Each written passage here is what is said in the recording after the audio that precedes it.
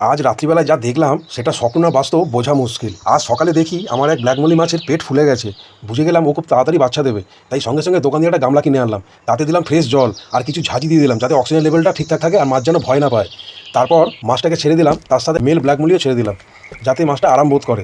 সারাদিন কাজ সেরে রাত্রিবেলা যখন ফিরে এলাম, আমি গিয়ে চেক করতে গিয়ে দেখি গামলার ভেতর চমক, একেবারে 15 থেকে 16টা বাচ্চা হয়ে গেছে। ছোট ছোট কি সুন্দর সক্রিয় বাচ্চাগুলো দেখে মনটাই ভালো হয়ে গেল। এদের মধ্যে অনেকেরই রং দারুণ, ভবিষ্যতে ভালো বিডার হতে পারে।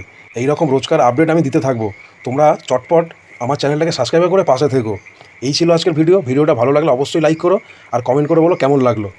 তো বন্ধুরা, দেখা হচ্ছে পরের ভিডিওতে। ততক্ষণ সবাই ভালো থেকো আর সুস্থ থেকো।